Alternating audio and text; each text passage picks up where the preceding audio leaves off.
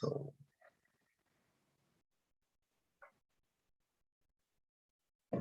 good evening, everyone, and I want to say thank you for this beautiful evening, and thank you for joining us wherever you join us from. And today is our podcast. So today we will be looking at the concept of consciousness. So here is our this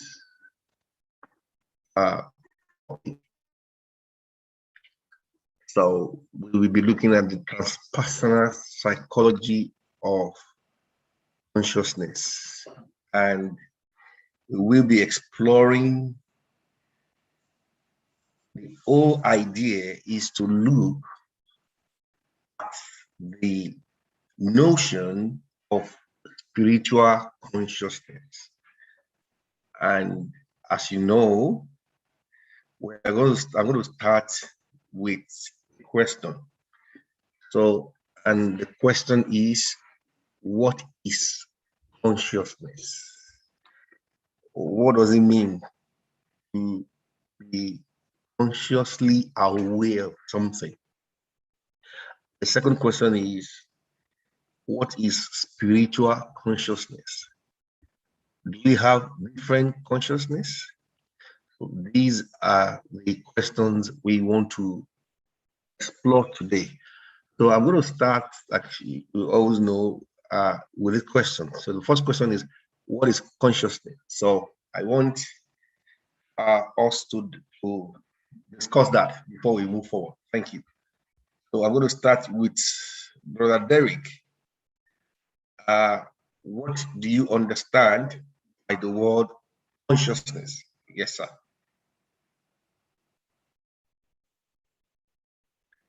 Okay. Yes, Brother Derek. Okay. Good evening, Professor. How are you doing? I'm fine, thank you. Okay, good to join you, the class.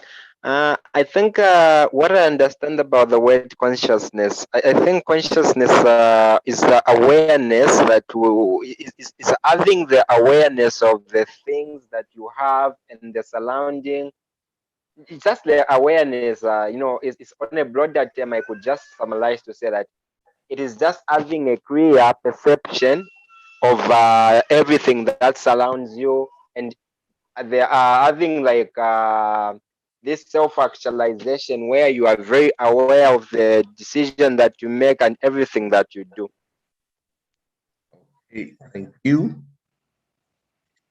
Yes, who want to go for that? Sister Oluchi?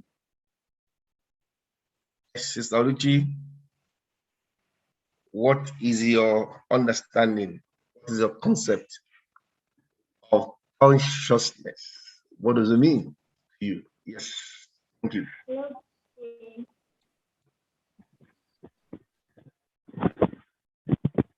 Hello, good evening. Good evening. Okay, I don't have any definition outside what Derek said.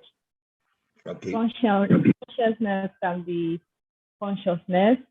viewed as awareness, perception, being abreast with what is around you.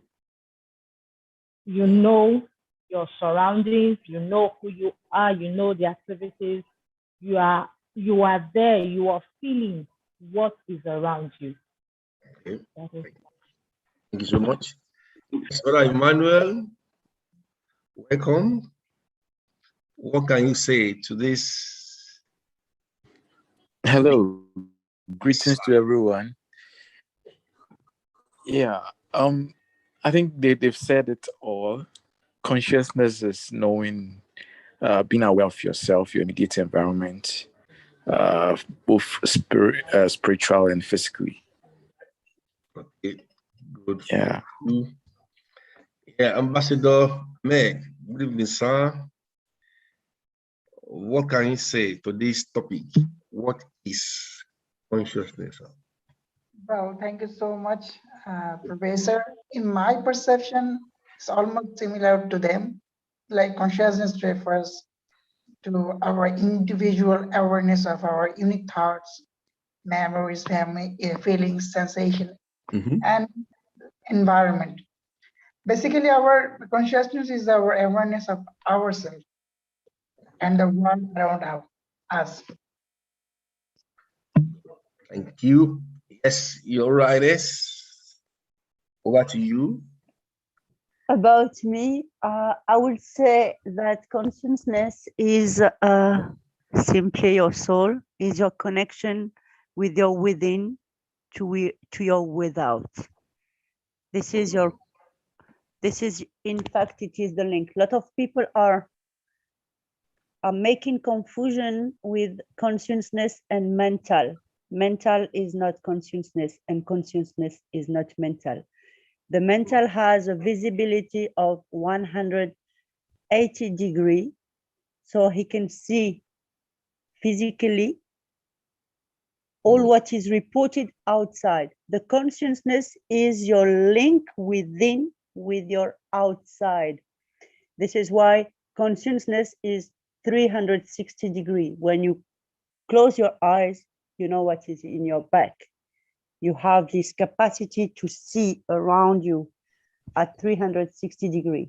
I will say consciousness is the proof that you are here. It is linked to your soul. Without consciousness, the body is dead. Thank you This is so what I much. would say. Thank you so much for that. I mean, it's amazing. And thank you for everyone that has contributed so far. Whenever we talk about consciousness, it is established that, like what the last thing Royal Highness said about the mental consciousness and consciousness itself, the 180 and the 360, it is quite profound. So you can see that 360, 180. So it's telling us about the different dimensions and the possibility of consciousness. But what I want us to establish tonight is our definition of consciousness.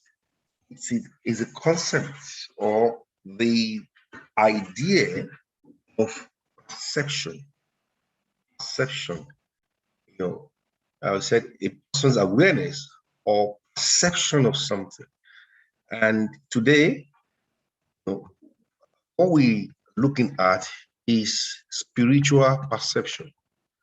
So, and as you know, is our custom, and this is what I want us to discuss today. So if you said consciousness is perception, the question is, why is it that majority of humanity are living without spiritual perception?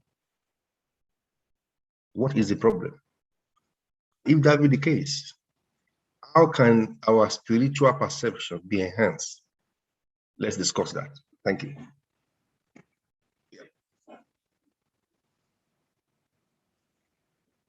I'm going to start with Brother Raj. Yes, sir. Brother Raj, good evening. Yes, Professor. So why is it majority of humanity are not living in spiritual perception? What can you say to this? Ignorance, I believe, deliberately ignoring the reality, the facts, or giving more importance to the materialistic world is the priority today. Not knowing what holds beyond all these things, maybe one of the reasons I believe this. Okay. Thank you for that. Yes. Mr. Emmanuel, I'm going to ask you, is spiritual perception a selective ability? Or are there only few people that are chosen to be spiritually aware? Why is it that majority of humanity are not operating in spiritual perception? That's my question.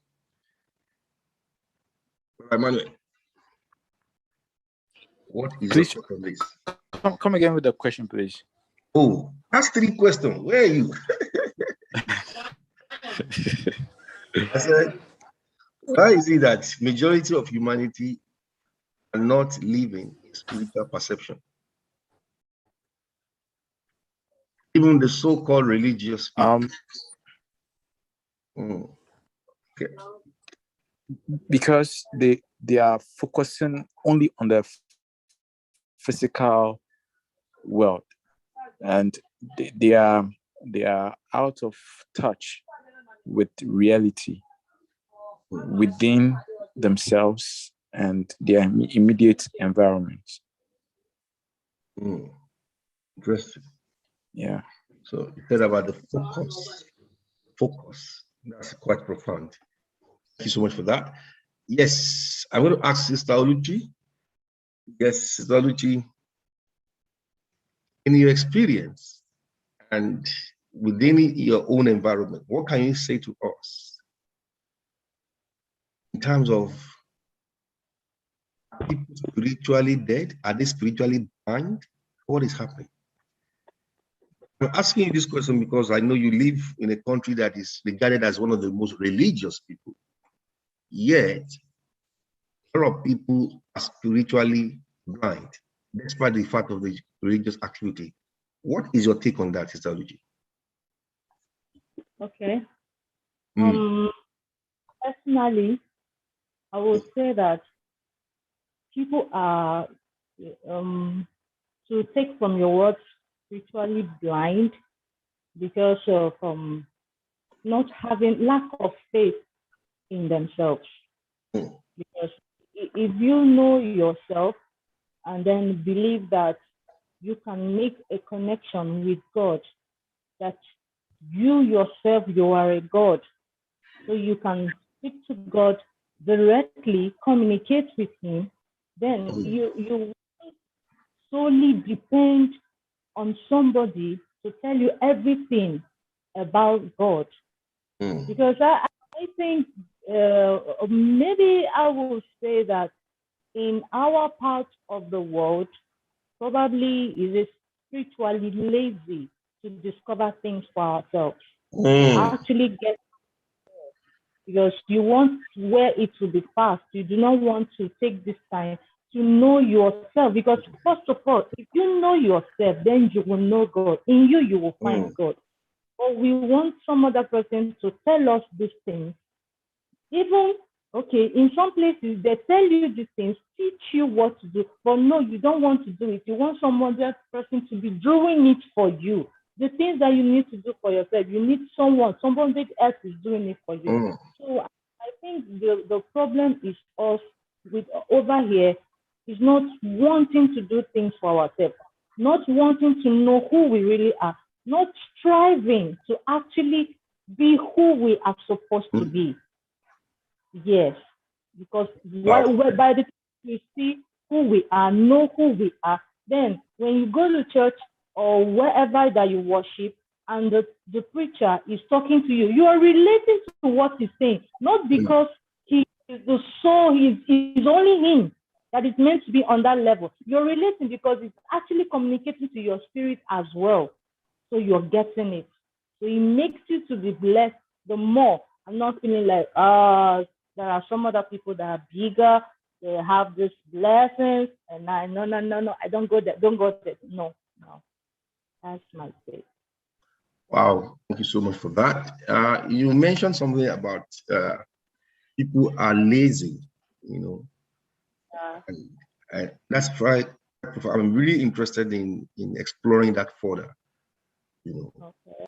So laziness, what do you think are factors responsible for that in that part of the world? That people become spiritually lazy, Yes, because where you tell somebody to bring money for prayer, you tell somebody to bring money for prophecy, you tell somebody to bring money for this, bring money for that. That means the person is virtually depending on you to do everything. And these are things that were freely given to this person. If only he could ask, You're not telling him to go ask. You're telling him, don't worry, I will do it for you. Some will go ahead to say, I will fast for you. Bring this, fast on your behalf. No, these are the things that that person can actually do for themselves and attain to that level. But no, they are not doing it. They say, okay, if you cannot pray, I'll pray for you.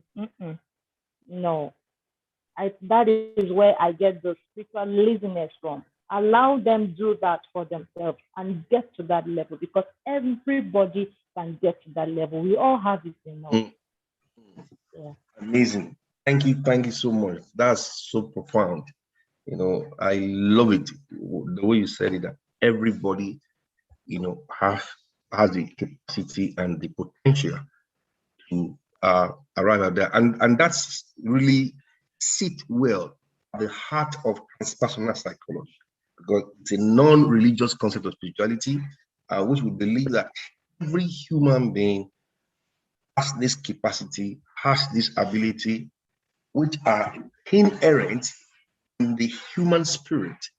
So the human spirit has the ability to receive stimulations of sensory signals, spiritual, call it spiritual signals. Yes, spiritual signal. You know, put a definition on the chart about perception, which says is the organization, the identification, and interpretation of sensory information that to represent and understand the presented information or environment. And it says all perceptions involve signals that go to the nervous system. Now, the analogy of this spiritual nervous system is that for spiritual eyes, which many traditions of the world, you know, use different analogy, like the third eye. These are different analogy that are used in different spiritual traditions of the world. So, establish the fact that your spirit has the ability to perceive spiritual signal. That is, your spirit has the ability to receive information, and signals, are coming from your spiritual environment, which has nothing to do with your physical location.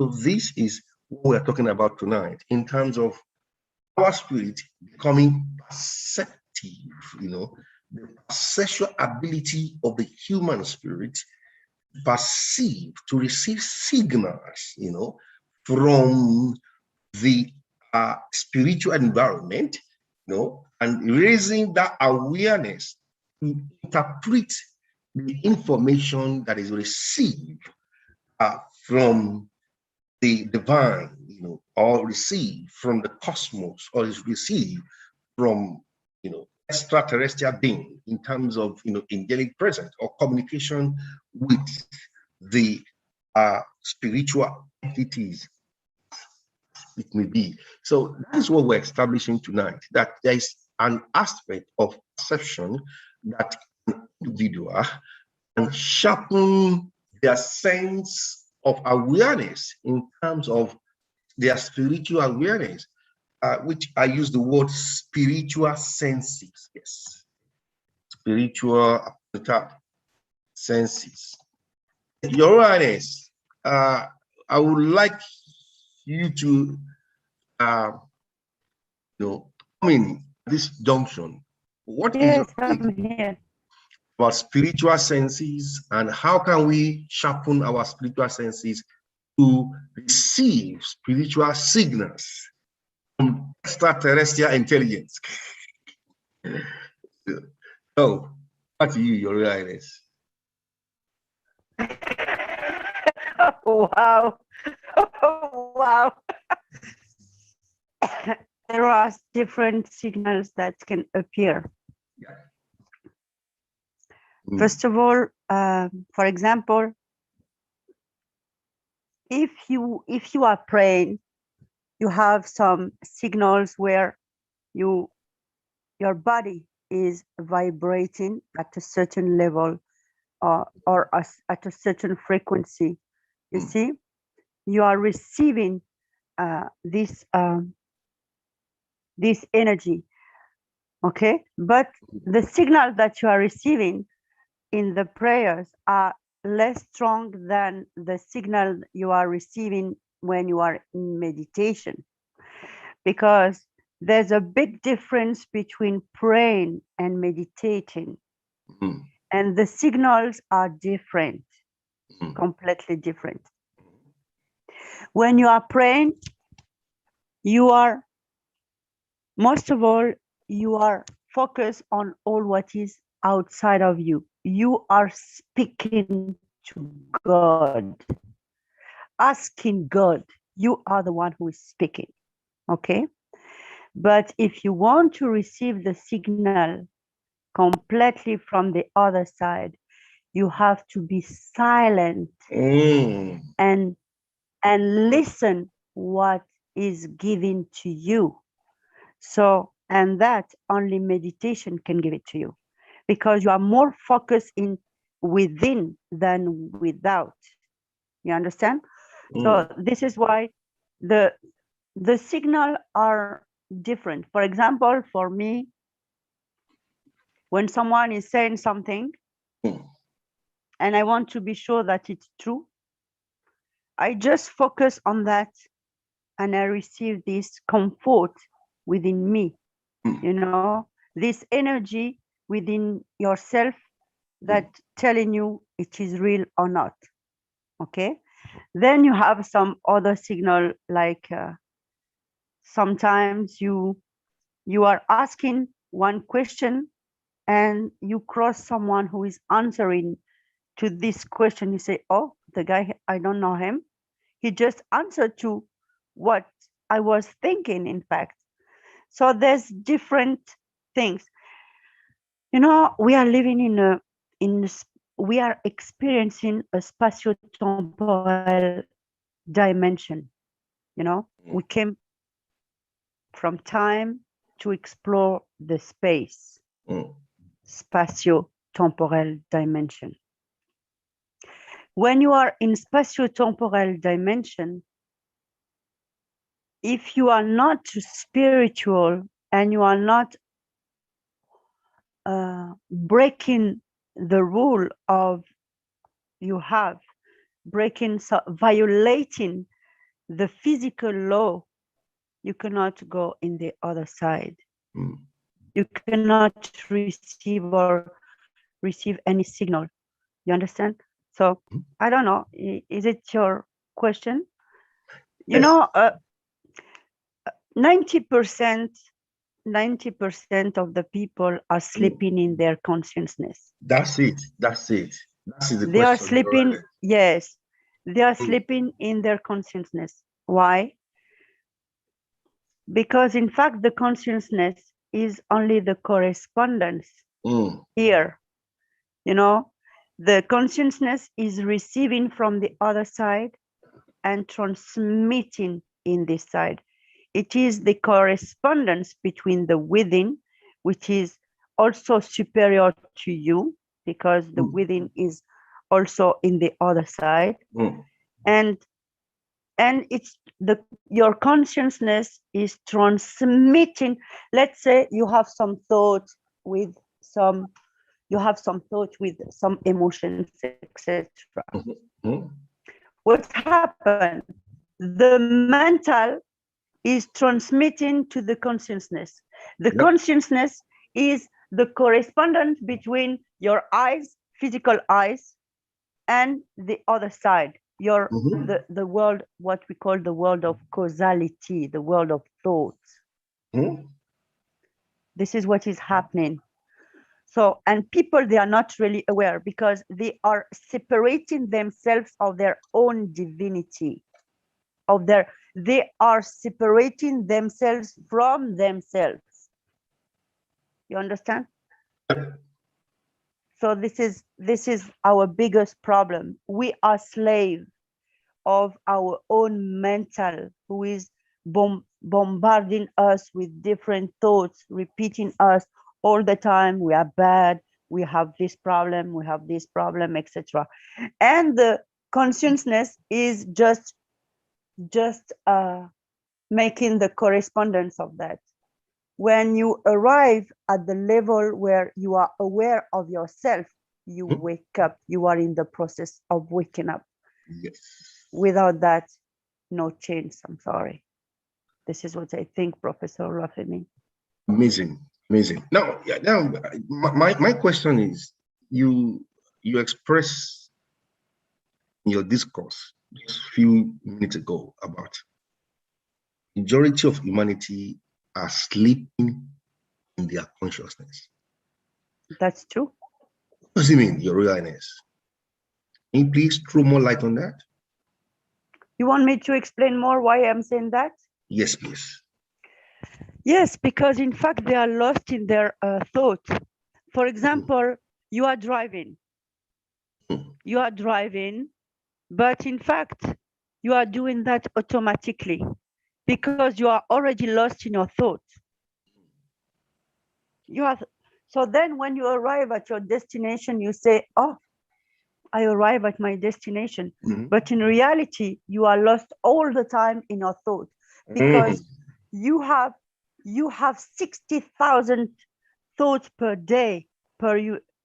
So you are completely lost. You are slave of your own mental. And I repeat again, I repeat also myself, sorry. But when a lot of people think that the mental is the consciousness. No, the consciousness is the correspondence of the mental here, by projecting through our eyes. This is why even the consciousness exists physically. It's your pineal gland. Your consciousness exists also physically out of your brain. It is in the head, but it's not part of the brain. When I say it's not part of the brain, it's receiving directly the blood, directly, not like the brain going through the neuron, etc. You understand? When I say you are sleeping in your consciousness, yes, you are really not aware of what you are doing because you are not living in your present. You are living in your past and lost in your thought all the time. And this is why you are repeating always the same experience. Yeah. People are complaining from poverty, people are complaining from war, misery, etc. But they are not aware that by not living their own present, they are automatically actor. They are actor when the mental is projecting the thought, the repetition of thought and all the troubles, etc. We are not really spectator of that. You are actor all the time, and this is why you are living usually the same thing, like you are in a dream, dreaming the same thing. And people cannot change their life. They will be able to change their life when they suddenly focus on their present and say, oh, I am doing these things, but I have this thought. I will just observe. When you are just observing, you are getting out from this big sleep because you start to be spectator of that. But this is the only things to get out and to wake up from the consciousness, to live your present. And when your mental is sending you several thoughts, you have just to observe them and not leave them as an actor. Fantastic. Thank you so much. When you use the word observe, observing your thought, isn't it? Observing. Yes, when you are observing, you are spectator. When you are living them, you are actor. So this is how the mentally trap you again in another cycle of troubles, poverty, and problems.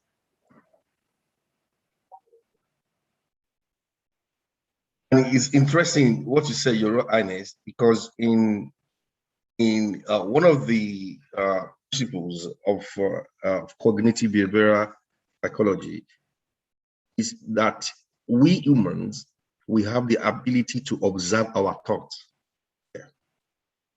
Absolutely, yes. And that's what is called metacognition. That's the word we use. Meta what? Metacognition. I'm going to put it in chat. Okay. Metacognition. To be frank with you, I didn't know, but observing my thoughts, I am doing that several times per day. Yes. And is a very profound ability that we humans have. And the goal of that is that if you can observe your thought, you can control them.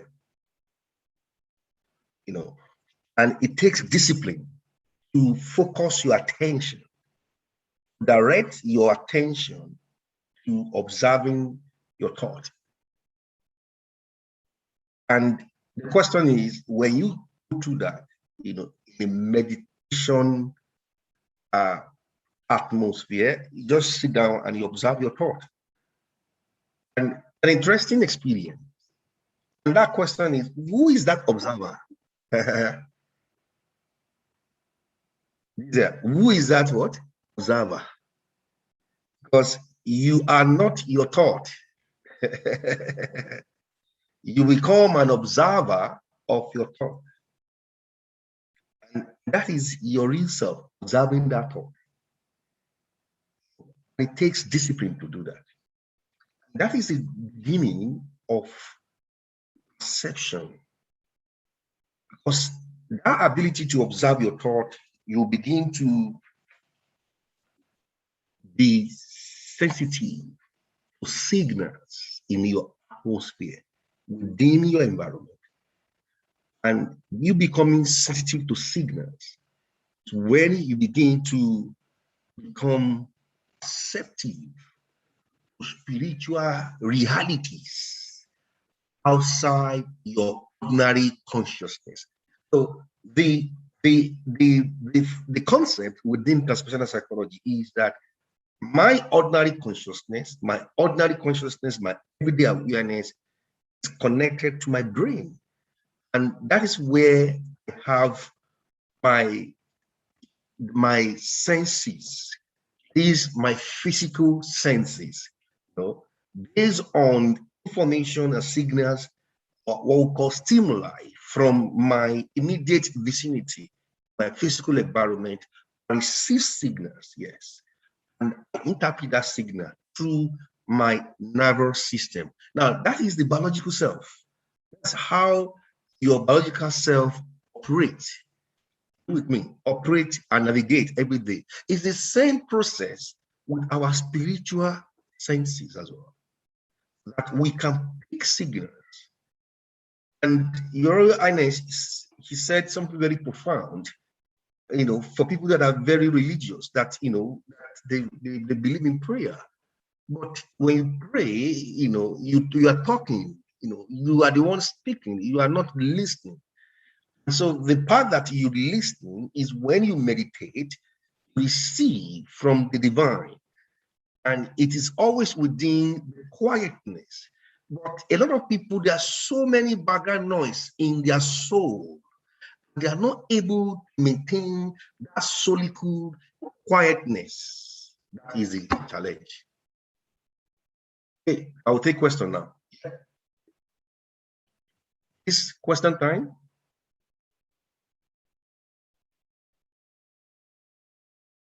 Yep. Question time?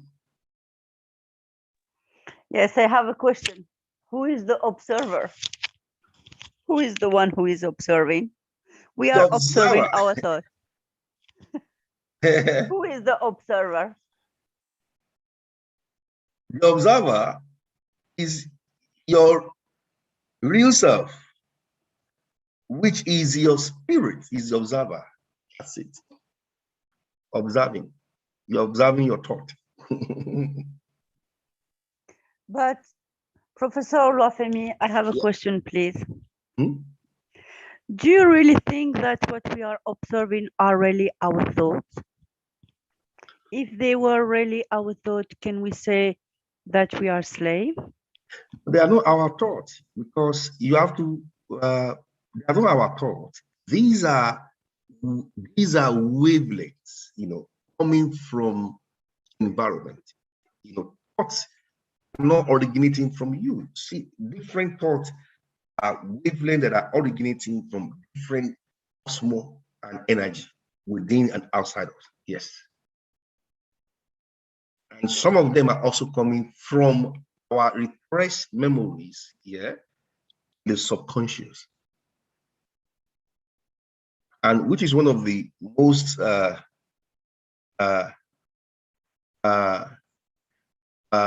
okay, thank you, Brother Derek. I think you brought Mr. Moses Lassa. Please, you are welcome to the class today. Thank you, Brother Derek, for bringing someone to the class today. So, yes, thank you, sir. Mr. Moses Lassa, you are welcome to our class today. We are happy to have you. And also, Sarah, thank you for coming today. Good to see you online today. Yes, back to your question, Your Highness. You are asking me, what are the origin of thought? Where does thought come from? Yeah. Yes. What do you think, Munadia? All these thoughts that bombard, 90 said over 60,000 thoughts every day. Yes, and this is true. It's proven scientifically that a human being has approximately 60,000 thoughts per day. But what I believe, in fact, I believe that yes, it's coming from our own mental, and our own mental is analyzing, is like a rational. You see, for example, he's analyzing only the experiences that we had, okay, and making his consequences and his reflection only on that. For example, why I'm telling you that. Let's say you want to change your life, okay? Let's say we are listening and we are also teaching, trust yourself, you will overcome the situation, you will change your life, just change your attitude, change your mindset and all that, okay? This is what we are teaching and this is the truth. But your mental will tell you immediately, okay, but see, be realistic. You are in big trouble. You have some bills to pay. You have that. He's based on the experience and the physical reality that you have. This is why you are bombarded all the time by your mental. Okay? So your mental, because he is rational, he is not giving you the chance to dream or really create. So you are no more thinking by yourself. Your mental is doing that for you. And because he's reminding you that all the time, you are just submissive of what he's giving to you. And then you retract and say, yes, how will change my life? The reality is completely different. This is my reality. I am in big trouble. Where I will find the money to pay that and pay that and pay that. Even if I trust myself, how I will do? Because your mental is reminding you that all the time. Because your mental is rational and he is analyzing the physical reality in where you are living. So it's not you who is thinking, in fact. It is your mental. The only way, the one and only moment that you are thinking by yourself is when you are creative. when you focus on the present and silence your mental. Mhm. That's it. Otherwise, you are only submissive of the experience of the mental, physical experience. That's it. Fantastic. So the mental, you're saying, your awareness, is connected to our biological existence. Yeah, the mental, he's analyzing, yes. Yes. The mental is always analyzing your experience. That's what called the Always. analytical mind. Yes, that's the Yes. analytical mind. Yes. I don't know how we said it in the language. I am, but he's only analyzing your experience. Mhm, Otherwise, it's not possible. So what he is doing, he's reminding you all the time, repeating. Yeah, And because of this repetition of all the time, the troubles, it's very difficult for someone to overcome because it's printed. It's printed even in your subconscious. And you know that the subconscious is the master at 90% of all what is happening to you. mhm, mhm, mhm. So I believe that the only way to overcome that is just to observe, to no more being submissive of the situation. And when you just observe, you start to correct. This is important to observe because the mental is reminding you your past thought, your past experience, you know? So for you to get out from this repetition of problems or misery, you have just to observe and say, oh, what happened? I am living the same thing all the time, you know? And then you say, what I have done. For example, I have a friend, she told me, you see, I'm tired. When I was young, I got some boyfriend. They were always unfaithful to me. They always go with other women, other girls. Then I got married first time.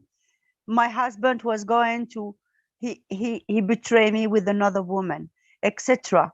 And now she is married to another one and he's doing the same. And she told me, I don't understand. I am living that since my young age. I said, yes, because you are cultivating that. Your fears of being betrayed, and you are thinking that all the time. So you will live it the rest of your life if you are not changing. You have to change your perception. Don't expect the others to change your vision.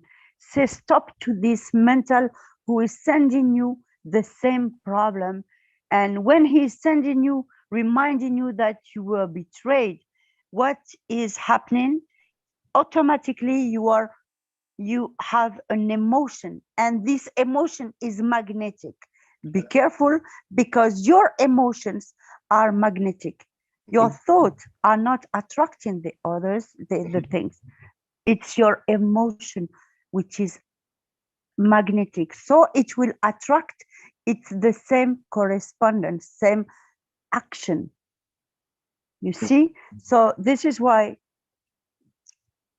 yes, this is why, yes, Professor Oluwafemi, we are slave of our mental.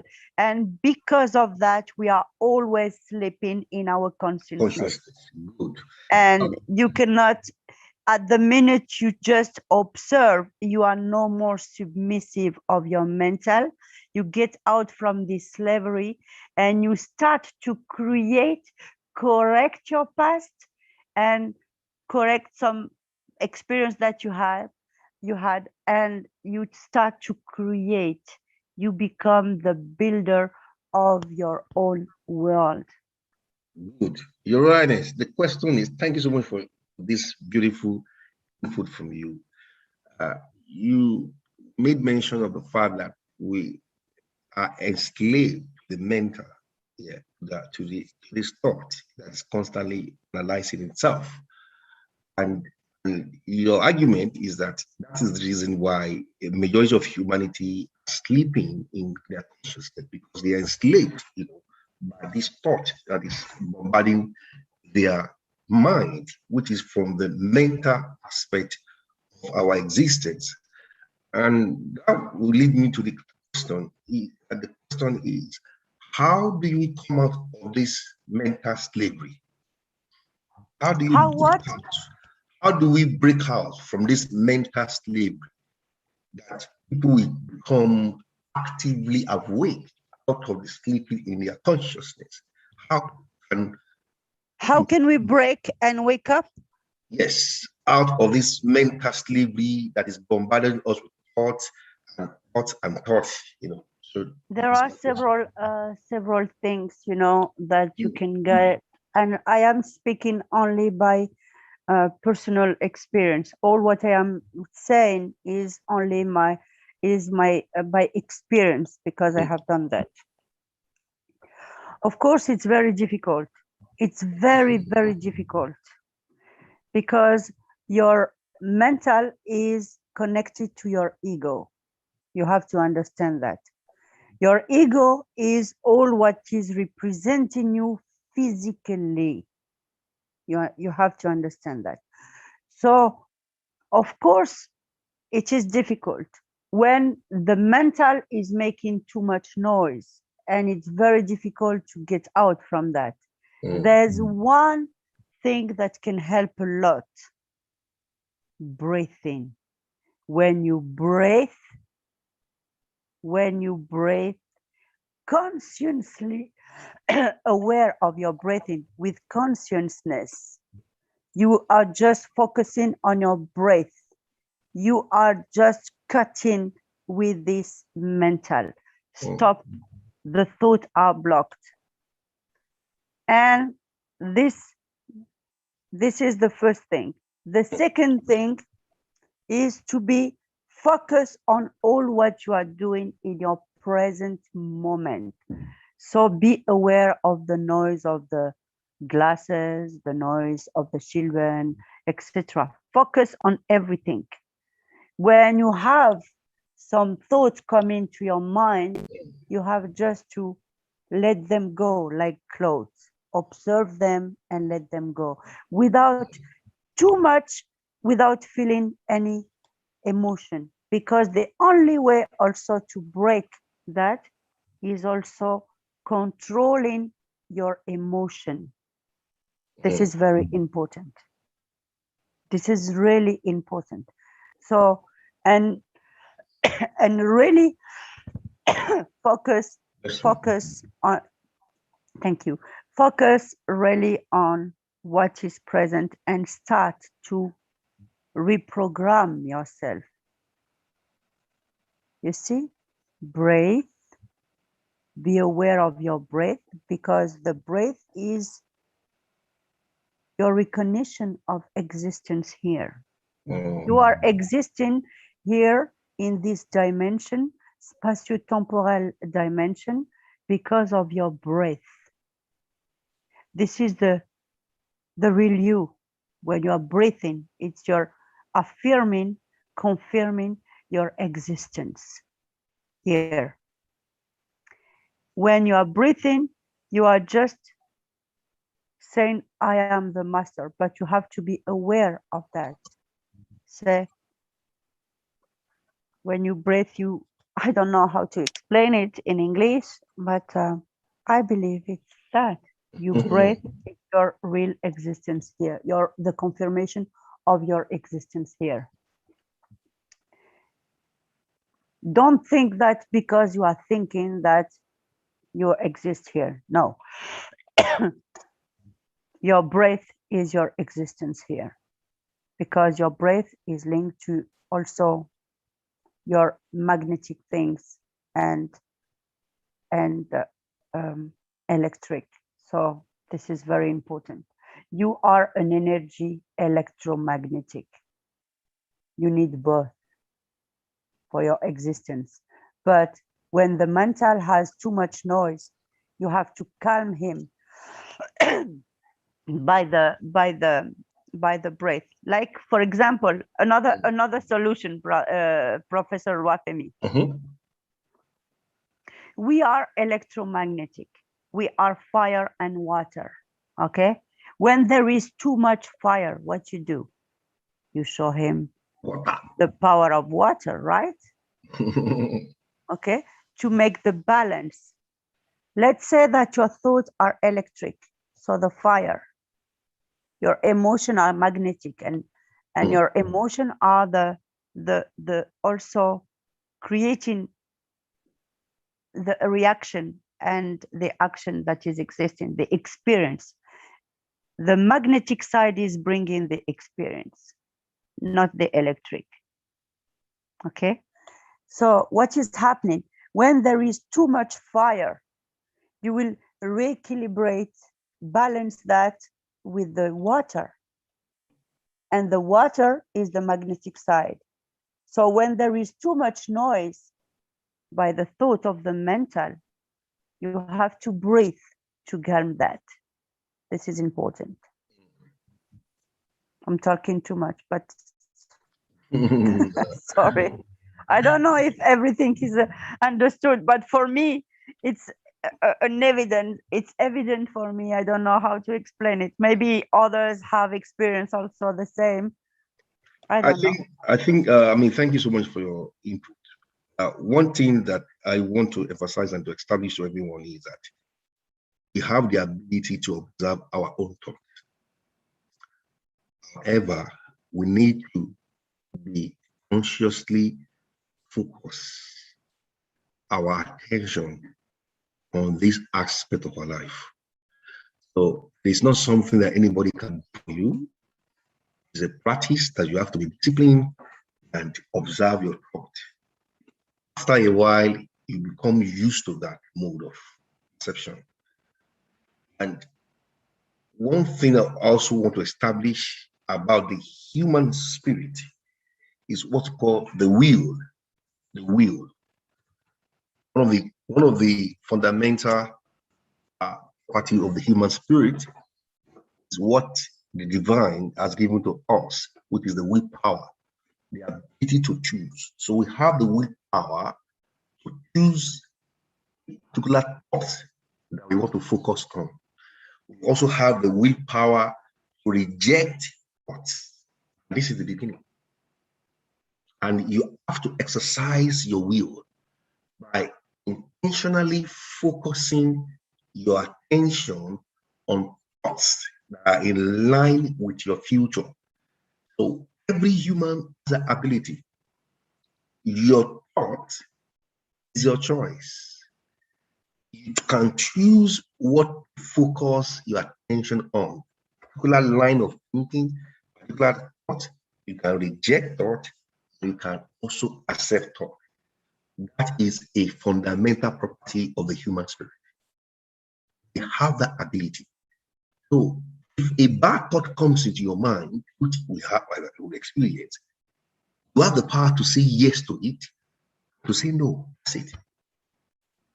You can nibble it. You can capture a thought. You can bring every thought into captivity. I'm expressing a Jewish philosophy. Every thought into activity. You can actually capture thoughts. That's it. You have that ability within you. You can reject, you can accept thought. So we don't have any excuse. So, oh, I'm just overwhelmed by this thought. All the time I'm thinking. And this is established, everywhere. It has nothing to do with religion. This is a fundamental property of a human being. And that is what the basis of cognitive behavioral psychology. That I think I can change my thing. But the moment you are able to capture a thought, you can prevent behavior. Because thoughts precede action. I say it again. Thought precede action. For everything you ever done in your life, if you go back, there was a thought before you carry it out. So the thought was coming to your mind. You accept it, and then it carries the emotional energy that propel you to respond to that thought. So that is the fundamental property of the human spirit. And in the same way, because of the willpower, if a human being decide to focus his attention on his spiritual health by consciously practicing meditation or any form of spiritual practices that will enhance your spiritual sensitivity, is also your choice. Yes, what Sister Olushi say as I begin to bring to this class to an end. Nobody will do that for you. So, but where you are now, the result of your action, inaction, looking after spiritual perception. In other words, I'm trying to say to us is that our spiritual perception is a product of our willpower. We need to invest time. We need to invest time into our spiritual health. We need to spend time in that dimension of reality. If you don't do it, nobody will do it for you. It is your responsibility. And because whatsoever you invest your time upon, become it. And that is the solution. Okay. So thank you, everybody. I will take a few questions, and then I will discuss about what we have in terms of the question. Yes. Question time, please. I'm going to share with you what will be the question I want us to look at for this week. Yeah. So these are the questions for this week. We want to, but Emmanuel, go ahead.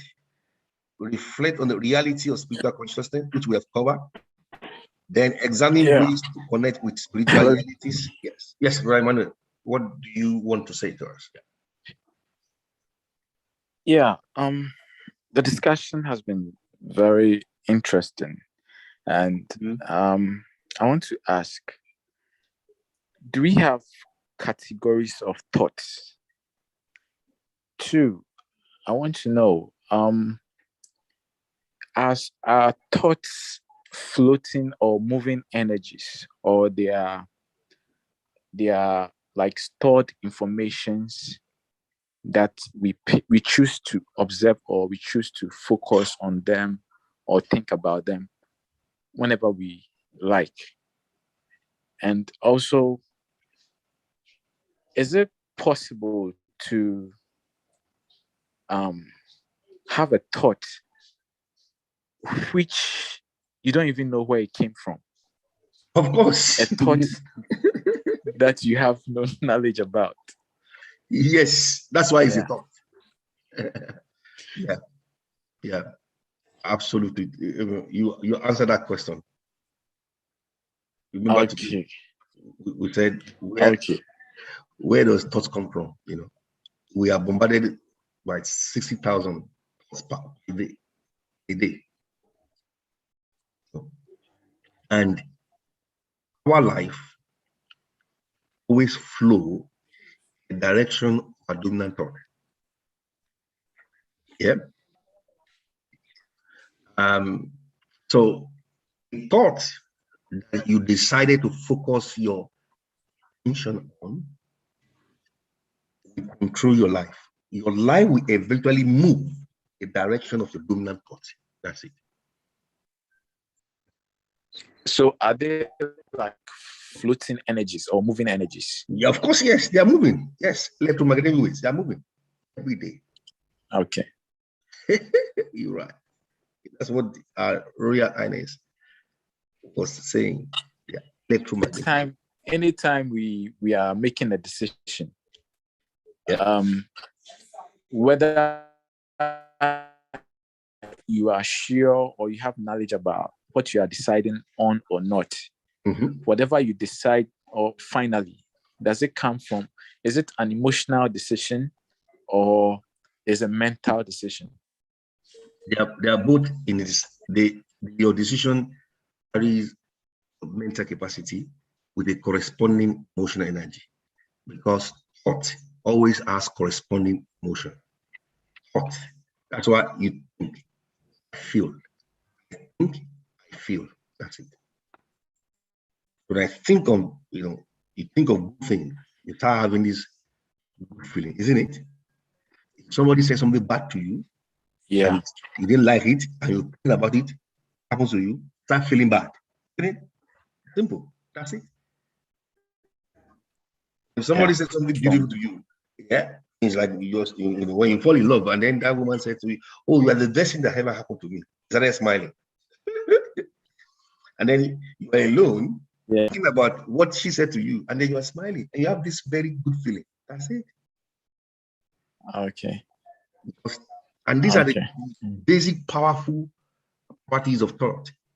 That's why it is dangerous to focus our attention on negative thought, because it brings negative energy that has direct impact on our physiology and our body function. That's what we call psychodynamic. It's psychosomatic effect in medical science.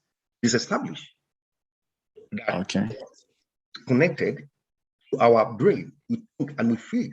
And when we focus, the corresponding emotional impact of negative thought shut down our system by elevating hormones that has negative effect on the human body. Yeah. So that is the basis of how our thought is connected to our emotional well-being. Why do people kill? Thoughts. I hate you, I hate you, I hate you. Words are coming out, thinking about hatred. They begin to build up energy, anger, resentment, bitterness, hatred. These are thought with corresponding negative emotion. Okay. So thank you. You're welcome. We need to be careful of the thoughts we are focusing our attention on. It is very important. Yeah. So, Ambassador, he said the slide, they have a reference list at the end. I will send those slides to you. So you can find the reference list, and that's where you can find materials to go and research. Yes. Exactly, Ambassador Ahmed?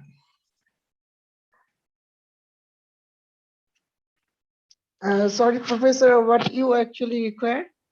I said the slide, which I will send to you, they have a reference list. At the end of each slide, there's a reference list where you can find resources which are online. You can go and read. Most of them, if you go to Google Scholar. Okay. Meanwhile, we have to have your slide, but we didn't find any of your slide, and that's why we are not going through this, and we can't learn the previous lectures as well. So if you shared the slides, it would be great for us. Yeah, I did. I shared the slide. The two slides was shared on the platform. Yeah, I did. So this one today, I will do the same thing. Remember, last week I did that. I've been sharing them on the message. Yeah. But we didn't find anything actually. Yeah, it was.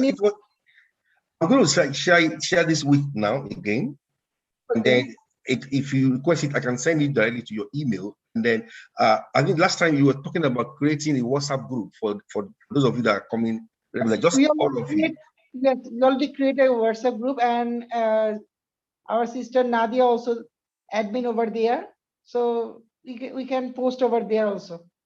Yeah. So the best thing, I will send you the slide directly. Yeah.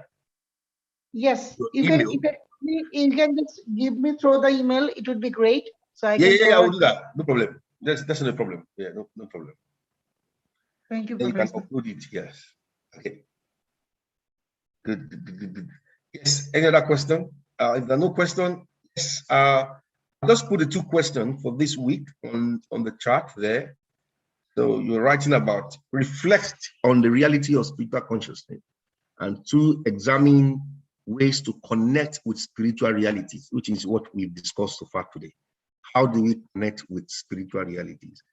And we have to write a reflection on the reality of spiritual consciousness, which we've discussed. Yes, Brother Derek, you raise your hand, sir. To me, sir. Thank you very much, Professor, for the You're welcome. lovely presentation.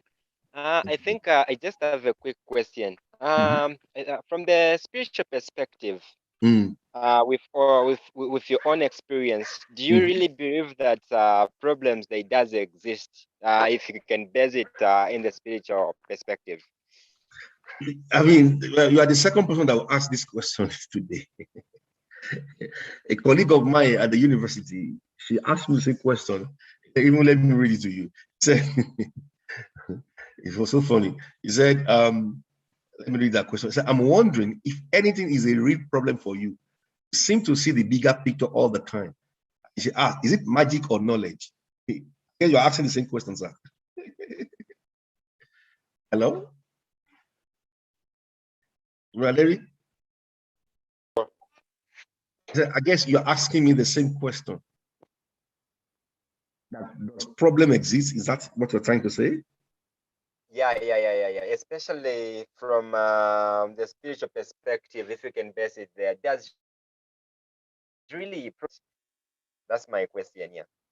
I'll say it again. I didn't hear the last part. Sorry. Yeah, I want you to answer it from the spiritual perspective. Does real problem exist on this planet? Of course, problem exists on this planet. Definitely, of course, real problem exists, and the real problem. Okay. I want you to. I want you to be very, very accurate. Like I've said, I want you to answer it in a spiritual perspective. Of course, where we say mostly we really have like problems that exist from our creator, or maybe all problems that exist is out of our reaction, or maybe out of our attitude. That's what I want you to strike a balance. Yeah, problem exists in the world because the actions are occurring every day, and choices are being made that are causing problems. Yes, sir. So don't forget that human being has the free will, ability to choose a course of action. And every action has consequences. And so when you take an action, now the question is, what influences our decision-making process? This is where the problem lies. No, the decision-making process, if actions are taken with a corresponding negative consequences, so it creates problems. People embezzle money, it was a decision. Who tried to kill to gain, it was a decision. Yes.